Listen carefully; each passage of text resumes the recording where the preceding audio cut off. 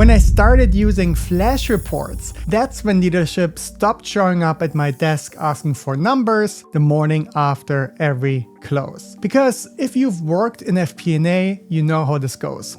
You finish close, you're exhausted, and the next morning, your CFO wants answers before your team has even started variance investigation. And the flash report was what gave leadership the numbers they wanted first thing in the morning, while my team kept investigating variances in the background. Now, after over a decade leading FP&A teams, I can confidently say it was non-negotiable in every single close I ran. So in this video, I'm going to walk you through the exact flash report structure I use so you can implement it yourself. Let's get into it. The most common mistake I see FP&A teams make is sending the full performance review report a day or two after close is done. It feels right because leadership is asking what happened and you want to get them an answer fast. The problem is that you're skipping the actual analysis. You haven't had time to look into the variances or talk to the people running those departments to find out what caused them. So leadership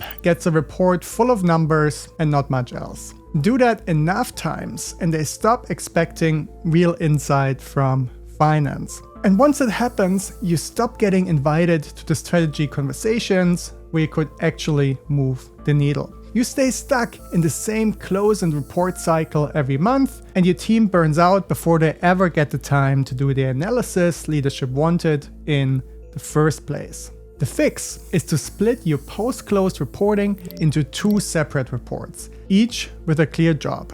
The first is the flash report. It goes out 1 to 3 days after close and answers one question only.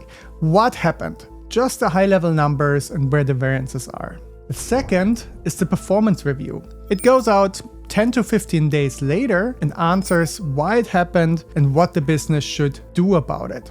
That 2-week gap is what gives your team time to investigate root causes properly, talk to the budget owners, and bring leadership recommendations they can actually act on. The flash report is what makes the whole system work. Without it, leadership has no idea how the month went for 2 weeks straight. So they keep pressuring finance for an immediate answer, which is what pushes most teams back into rushing the performance review. With it, you give leadership exactly what they need on day 2 or 3 to see how the month went. And you protect the time your team needs to come back with real answers and recommendations. If you already use the what, why, so what approach to variance analysis, this is the same logic split across 2 reports. The flash report covers the what, the performance review covers the why and the so what. That's the 2 report system. Next, the 3 jobs your flash report needs to do. Before I move on though, if you want to go deeper on this, I run a free 90-minute live training called Steal My FP&A Playbook. I walk through the exact frameworks I teach at Wharton and how to put them to work in your own close. Just click the first link in the description to save your seat. Anyway, back to the video. The first job of your flash report is to show leadership how the financials came in as fast as possible after the close. That's what leadership wants the morning after the close. Once they have it, they can stop pressuring finance for an update and start using the numbers to think about the rest of the quarter. At this stage, speed matters more than precision. Getting leadership a fast read is what builds trust month after month, even if the deeper analysis comes later. The second job is to flag which business units, departments, or teams have the variance that need investigating. The flash report doesn't try to explain why every variance exists. It calls out where the misses are, so the right people know they now own the variance investigation that happens between close and the performance review meeting. The third job is to set up the analysis that happens over the next 2 weeks. By pointing out which variances are large enough to investigate, you're predefining the questions the performance review meeting will answer. So instead of walking into that meeting with no agenda, your business partners already know what they need to come prepared to discuss. Now for the actual content. For every line item, show 3 comparisons. Actuals versus the latest forecast tells leadership where the surprises are and what might need to be addressed. Actuals versus budget shows how the business is tracking against the commitments you made at the start of the year. And actuals versus the prior year tells you which questions external stakeholders, such as investors, are likely going to ask you. All three belong in the same report because they provide three different perspectives that matter for different reasons. The most important rule for what stays out of the flash report: root causes and recommended actions. That's because that work takes time. You go through the variances line by line and walk through the numbers with the budget owners. Skip those steps and one of two things happens. You either guess wrong on the why, or you take so long that you're right back where you started. The one exception is when a driver is so obvious from the data you already have that you don't need to ask anyone. Then you can include it as a quick note next to the variance. For example, your flash report might say, marketing expense is unfavorable to forecast by $50,000, driven by higher podcast advertising, because you can see that directly in your spend data. But if you'd have to email a business partner to figure out the driver, that belongs in the performance review. To make sure your flash report captures everything happening in the business, structure the content around the Balanced Scorecard. Most teams default to showing only financial metrics. The problem with that is that financials alone don't tell you everything about how the business is actually doing. The Balanced Scorecard covers 4 perspectives. So your flash report reflects what's happening across the whole business, with financials as just one of the 4. Let me walk you through all 4 using an example flash report so you can see what to put on each page and why. Start with the financial perspective. It's the one most FP&A teams are already comfortable with: revenue, profit, cash, and margin. Keep it to the few indicators that matter most rather than every line from your P&L. At the top, I lead with the headline numbers and I show each one against budget, against forecast, and against the prior year. That's the 3 comparisons we talked about earlier, sitting side by side, so leadership can tell at a glance what kind of issue they're looking at.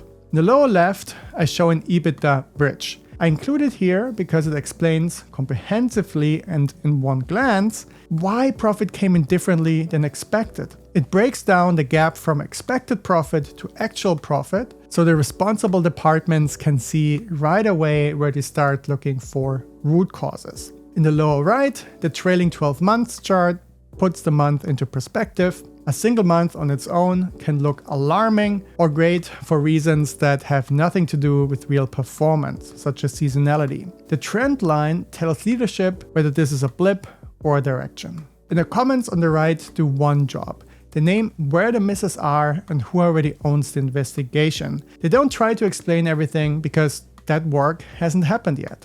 Next comes the customer perspective. This is everything happening with the people who buy from you. I break sales out by region and by product because a single total hides too much. Splitting it tells leadership where the movement is actually coming from, instead of just that something moved. I put average price next to the volume on purpose, so you can separate price effect from a volume effect. A sales number that moved on price is a very different conversation than one that moved on units. Market share and the discount rate sit here for context. Market share shows whether you're moving with the market or against it. And the discount rate is one of the biggest levers behind sales, so putting it on the same page lets leadership see whether strong sales are being bought with margin. The trailing 12 months view at the bottom does the same job it did on the financials page, keeping 1 month from being read in isolation, and the comments turn all of this into a question for the performance review, like whether the current discount level can hold.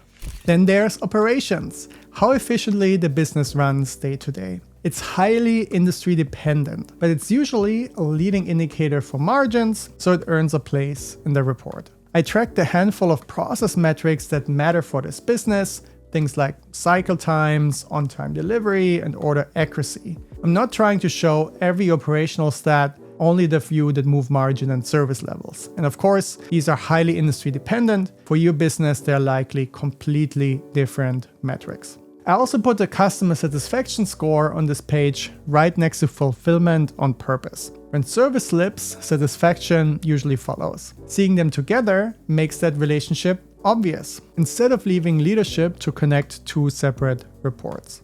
The trailing 12 months chart again at the bottom plots fulfillment and satisfaction together over time, so you can see whether a weak month is part of a pattern. And as always, the comments flag what's off plan and put a date on the root cause work, so the right people know it's theirs to chase.